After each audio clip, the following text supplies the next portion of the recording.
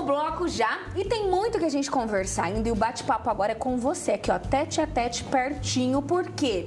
Vamos falar de autoestima, de autoaceitação, né, de autocuidado, eu, você, né? Quando foi a última vez que você olhou pro espelho e você gostou do que você viu? Ou quando foi a última vez que alguém disse alguma coisa pra você sobre a sua aparência e te machucou, te magoou, né? Quantos gatilhos isso não traz pra sua vida? Então, bate-papo agora é com ela, Lu de Paula. A gente vai conversar sobre tudo isso que é necessário, né, Lu? Entra ano, sai ano, a gente tá aqui falando de tudo isso porque é necessário.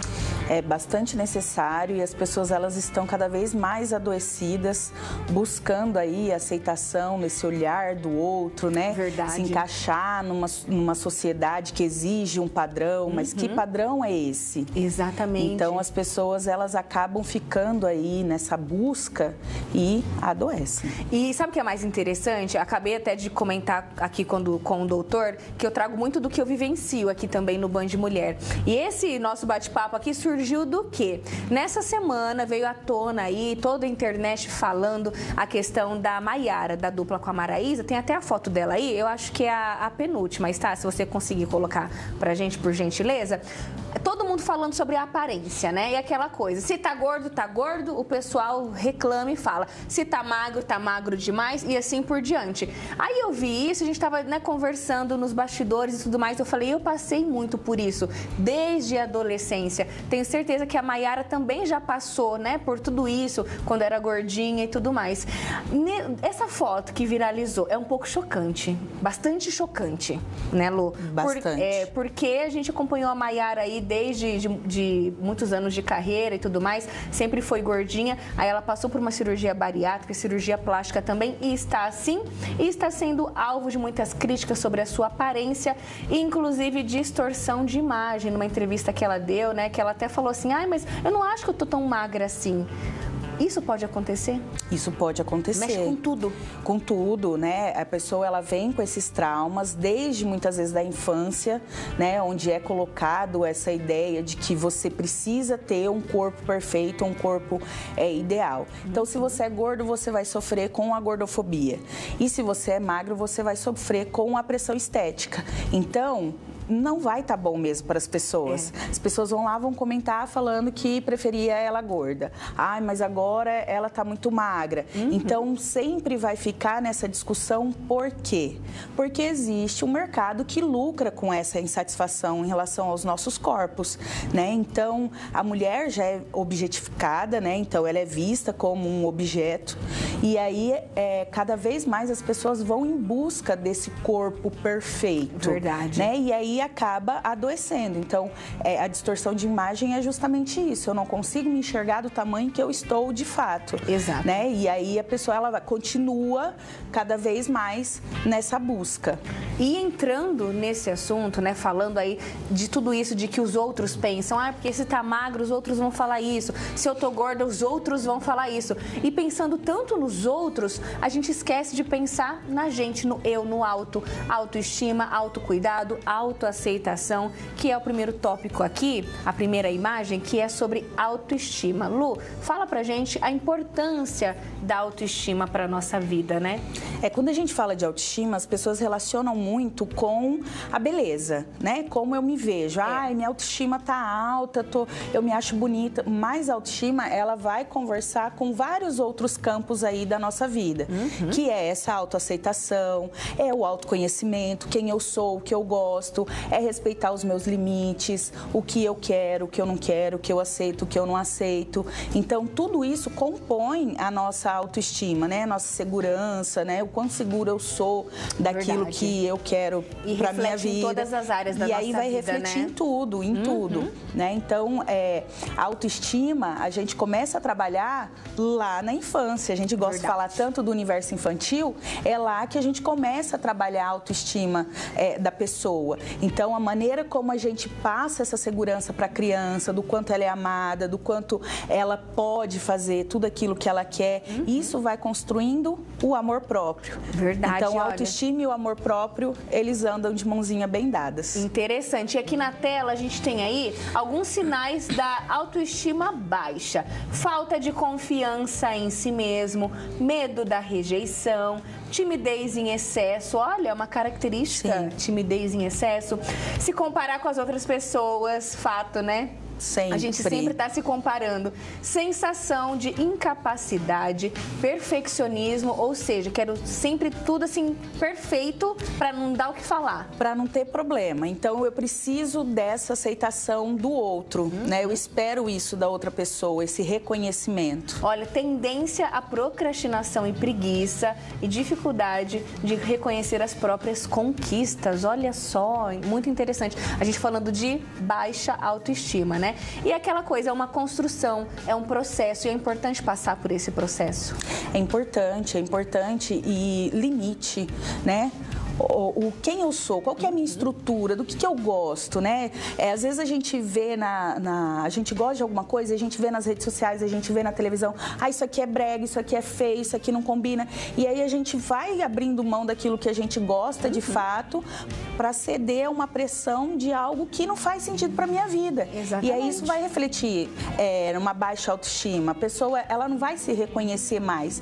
E aí ela vai ficar sempre nesse ciclo de buscar esse reconhecimento. E eu sempre falo aqui também, né, nós aqui representando mulheres plus size maravilhosas, representando você que está em casa também, né, e o que eu mais ouço é assim, nossa, a Samara é a rainha do empoderamento, a Samara tem autoestima lá em cima. Não é bem assim não, porque não é todo dia que a gente está bem e tudo bem. E é isso, a vida é de altos e baixos. Exato. E eu sempre brinco que para essa Samara existir, aquela Samara da adolescência que sofria com preconceito, né, que sofria gordofobia, teve que passar por tudo isso. Sim. O processo de construção. Olha só quanta coisa. São muitas coisinhas, né? Até a gente chegar nesse ponto de se aceitar, olha, essa aqui sou eu. Fazer o quê? E eu me banco dessa maneira, né?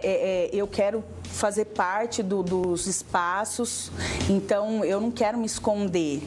Então, para isso... E não é só, a gente está falando aqui, né, dando exemplo da mulher plus size, mas não é só a mulher plus size, não. Às vezes a pessoa, né, tô magra demais, ou então, meu cabelo eu não gosto do meu nariz, é tudo, né? Não é só a questão de ser gordo, é tudo, aparência de maneira geral. A raiz, muitas vezes, disso vem lá do bullying, que às vezes eu sofri muito bullying, né? Eu ia falar isso agora, lá atrás, tanto na escola, dos colegas, quanto de familiares, seja para falar de um cabelo, seja para falar do tamanho do pé, do tamanho do nariz, do tamanho da orelha. Isso cria uma imagem negativa, né, da pessoa em relação a si mesma, que muitas vezes ela vai lá, então eu vou fazer uma cirurgia no nariz que às vezes não tem nem necessidade. Exato. Mas eu enxergo aquele nariz de uma maneira muito diferente do que ele de fato é, distorção de imagem, ou a orelha, ou qualquer outra coisa, seja aí o peso. Então isso tem raízes lá atrás. Então, né? O que eu vivi ali na adolescência, tudo aquilo que a gente sofreu na adolescência pode refletir na vida adulta. Gerar gatilhos. A vida adulta nada mais é do que os rastros da infância, A vida adulta nada mais é que uma chinelada na cara todo dia, meu amor, né? É complicado. E a gente tem que saber lidar com tudo isso. E quando buscar ajuda? Falar assim, não, isso aqui já passou do limite. A gente estava dando o exemplo da Maiara, né? Sim. Que aí fica todo mundo falando, não, porque tá bebendo muito álcool, tá emagrecendo demais. Quando procurar ajuda? Quando a pessoa começa a ter prejuízos na vida dela. Então, eu começo a me isolar, eu não consigo sair de casa se eu não tiver a aprovação das outras pessoas, eu não consigo me relacionar bem afetivamente com amigos, né, socialmente, o uso excessivo, de repente, de alguma substância para tentar mascarar aí algum sentimento. Então, comecei a ter prejuízo na minha vida, aí é hora de buscar ajuda. Olha, muita gente participando, tô adorando aqui. Assuntos hoje, né, muito importantes, tanto falando da endometriose, da campanha Março Amarelo, e falando também agora de comportamento, né, falando aí da gente mesmo. Olha só, a Marcele tá dizendo o seguinte, bate-papo mais que necessário, vocês são necessárias. Ai, que linda! Beijo, obrigada. Outra telespectadora aqui, a Vera Dias. Eu vivi na adolescência e até hoje tenho que ouvir bobagens pelas minhas sardas. Olha só, ela tem sardinhas no rosto e tem que ouvir até hoje coisas relacionadas à aparência. Inclusive, quero te perguntar agora, você já ouviu alguma coisa em relação à sua aparência que te machucou, te magoou, né? Manda aqui, se não quiser mandar seu nome, não tem problema. É importante a gente dialogar com a família, com os filhos sobre esse assunto?